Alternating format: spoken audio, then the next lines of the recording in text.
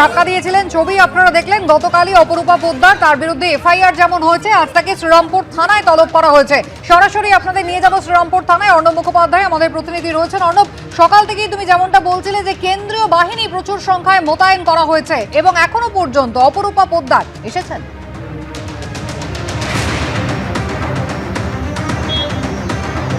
দেখো, এখনো অবধি অপরূপা পোদ্দার আসেননি এবং যেটা জানা যাচ্ছে তার আসার সম্ভাবনা কিন্তু ক্ষীণ। তার কারণ হচ্ছে তাকে 11:30 থেকে 12টার মধ্যে আসতে বলা হয়েছিল, 12টা বেজে গিয়েছে। আমরা এই মুহূর্তে রয়েছি শ্রীরামপুর থানার সামনে, কিন্তু আমরা এখনও যেটা দেখতে পাচ্ছি যে অপরূপা পোদ্দার তিনি কিন্তু আসেননি। যদিও সকাল থেকে প্রচুর কেন্দ্রীয় বাহিনী, যার মধ্যে মহিলা কেন্দ্রীয় বাহিনীর সংখ্যা বেশি, তারা এসছেন, প্রায় 4 গাড়ি কেন্দ্রীয় বাহিনী তারা ভেতরে এসছেন, তারা ভেতরে রয়েছেন। প্রচুর রাজনৈতিক কর্মীরা তারা বাইরে এসছেন, কিন্তু অপরূপা পোদ্দার যাকে ডাকা হয়েছিল তিনি কিন্তু আসেননি এবং তার আসার সম্ভাবনা ক্ষীণ। যেমনটা জানা যাচ্ছে যে তিনি হয়তো আদালতের দ্বারস্থ হবেন এই পুরো বিষয়টা নিয়ে।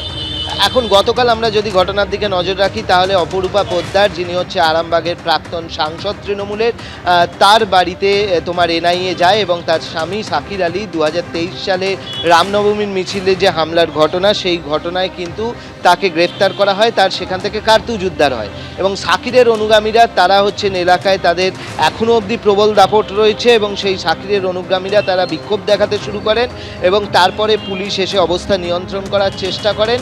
কিন্তু তার মাঝখানেই যেটা দেখা যায় যে অপরূপা পোদ্দার তিনি একজন প্রাক্তন জনপ্রতিনিধি, কিন্তু পুলিশের সঙ্গে তিনি বচসায় জড়াচ্ছেন।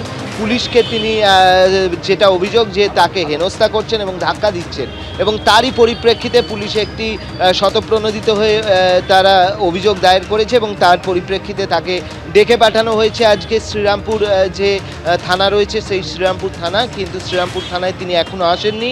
তার সময় হচ্ছে 11:30 থেকে 12টায় আসার কথা, সময় পেরিয়ে গেছে, কিন্তু তিনি এখনও অবধি আসেননি বা তিনি এখনও অবধি হাজিরাও দেননি। যেটা সম্ভাবনা, যেটা সূত্র মারফত জানা যাচ্ছে যে তিনি সম্ভবত আদালতের দ্বারস্থ হতে চলেছেন এবং পুরো বিষয় নিয়ে তিনি আইনি পথে হাঁটতে চলেছেন। কিন্তু সেই জায়গায় পুলিশের পক্ষ থেকে কি স্টেপ নেওয়া হয়, তার কারণ আমরা সকালেই দেখেছি যে বিজেপির যিনি স্থানীয় বিধায়ক এবং প্রতিমন্ত্রী, তিনি কিন্তু বলেছেন, তিনি বলে গেছেন স্পষ্ট করে যে পুলিশ দুর্বল নয়, পুলিশ যথেষ্ট শক্তিশালী এখন এবং সেই অনুযায়ী পুলিশ চলবে। সুতরাং এখন পুলিশ কি ব্যবস্থা নেয় সেদিকে নজর থাকছে।